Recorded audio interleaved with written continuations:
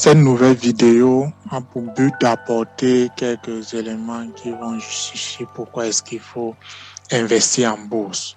Pour cela, nous allons développer notre argumentaire autour de 3 points, à savoir l'évolution des prix, c'est-à-dire comment est-ce qu'on peut l'apprécier, l'inflation et la déflation, c'est-à-dire comment est-ce qu'on peut donc observer l'évolution des prix sur une longue durée.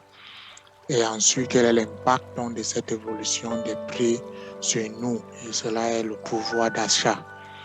Nous commençons donc par l'évolution des prix et pour cela, nous nous sommes intéressés aux données du département de statistiques en Allemagne.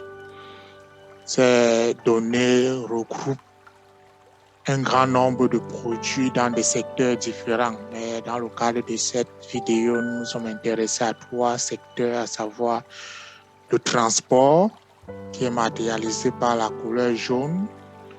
Nous avons les produits cosmétiques, notamment le déo, qui est matérialisé par la couleur verte, et les produits laitiers matérialisés par la couleur rouge. Et nous observons donc, d'après ces données, que le prix des produits des cosmétiques ont eu une allure oscillante. Ce qui veut dire qu'elles n'ont vraiment pas sur la durée évolué. La première question qu'on se pose est de savoir comment est-ce qu'on interprète ce tableau. Pour mieux illustrer ou bien pour mieux comprendre ce tableau, nous avons pris un exemple. Et avant d'entrer dans l'exemple, nous rappelons que les prix ici ont base 2015. Cela signifie que le pourcentage d'évolution, le taux d'évolution du prix en 2021 est donné par rapport au prix qu'il avait dans le même mois en 2015. Donc, considérons donc notre exemple, qui est ici le prix du pain en 2015, en janvier 2015, qui est de 1,50. Supposons que c'était 100 grammes ou une baguette de pain, 1,50 €.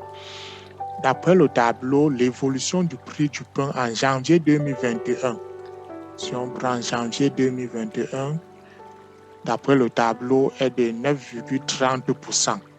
Ce qui nous donne donc le prix du pain en janvier 2021 de 1,64 centimes €. Ce qui est une évolution de 14 centimes. 14 centimes peut sembler être minime, mais si on le multiplie par 10 000, donc à savoir, si on avait une valeur de 10 000 ici, alors nous aurons une évolution de 1400. Donc, ce qui veut dire que le plus important n'est pas l'évolution relative, n'est pas l'évolution en euros, mais plutôt l'évolution en pourcentage. Le calcul que nous venons de faire peut aussi se faire en sens inverse.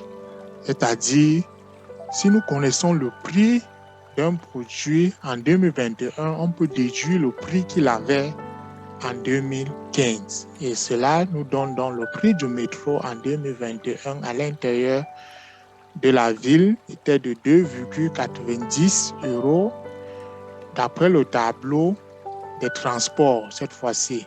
Tableau des transports qui est la couleur jaune, nous avons une évolution de 12%.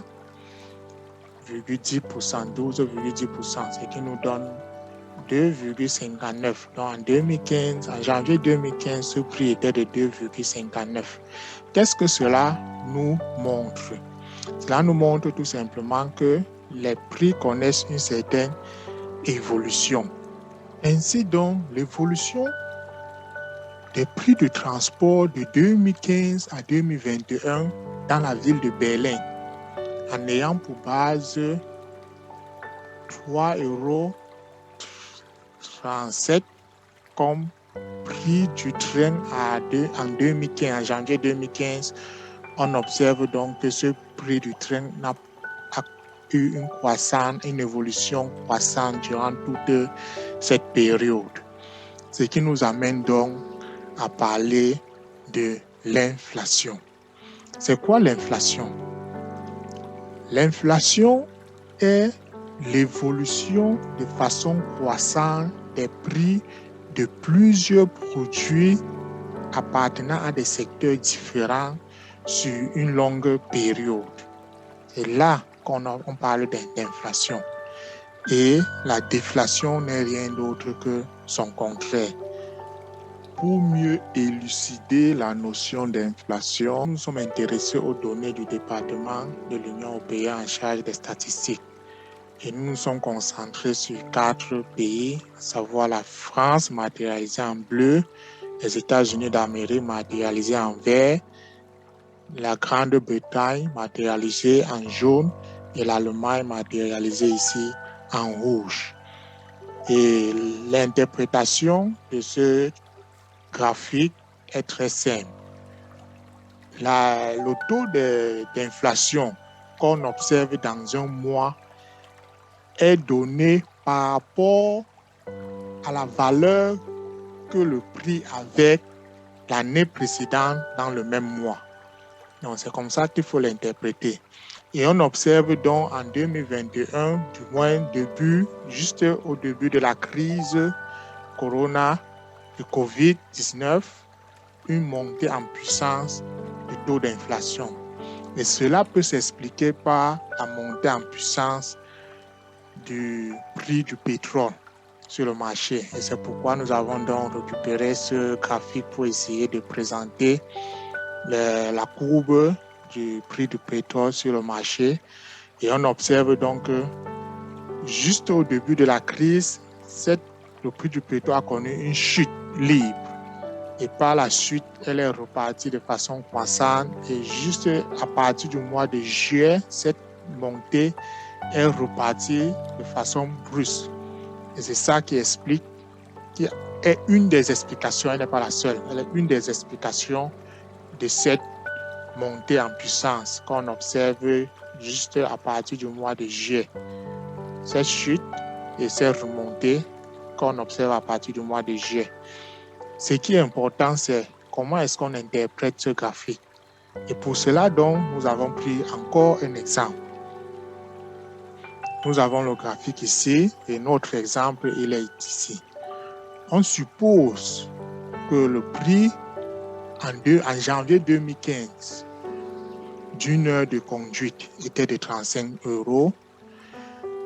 Le taux, d'après le graphique, le taux d'inflation en Allemagne en 2016 est de 0,40%. Il faut rappeler que c'est le taux global. Parce que si on essaie d'isoler par secteur, le taux peut être différent. Donc, c'est la moyenne à l'intérieur de la nation, qui est l'État, qui est l'Allemagne pour notre exemple. Et donc, en 2017, donc, ce taux est de 1,70. 0,40 est l'évolution de 35%. Or, 1,70, c'est l'évolution du prix qu'on avait en 2016. C'est-à-dire, le taux est par rapport au prix qu'on avait au même mois l'année précédente. Et en faisant donc les calculs, on obtient donc en 2016 une évolution de 14% et en janvier 2017 une évolution en 2016, on obtient une évolution de 14 cents centimes autant pour moi, et en janvier 2017, on observe une évolution de 74 centimes. Comme je l'ai dit précédemment, c'est le pourcentage qui est le plus important, car le centime, c'est fonction du montant qu'on a au départ. Ayant donc ces données sur le taux d'inflation de 2015 à 2021, nous nous posons une seule question. Quelle somme avons-nous besoin pour acheter la même quantité de produits que 2500 € nous avait permis d'acheter en 2015? Donc, nous avons donc défini 2500 € comme base en 2015. Et à partir donc de là, via les données du taux d'inflation, nous avons pu reproduire ce nouveau graphique qui nous montre clairement que en 2021, du moins à partir de juillet 2021, on a besoin de 2700 euros. En Allemagne, en France, nous avons besoin de 2700 euros. En Allemagne, on aura besoin d'à peu près 2725 euros. Aux États-Unis, on se retrouve vers les 2800 euros, plus de 2800 euros. Quel est le premier constat qu'on peut donc faire?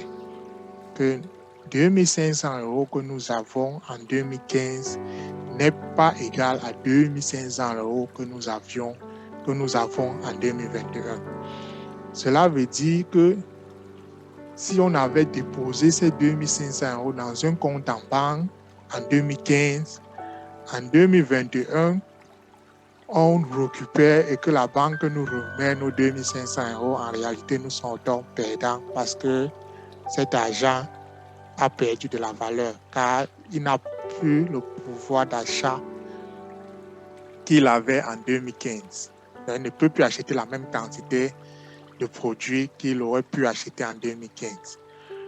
Et donc, ça nous amène donc à dire qu'est-ce qui se serait passé si on avait introduit ces 2500 euros en bourse?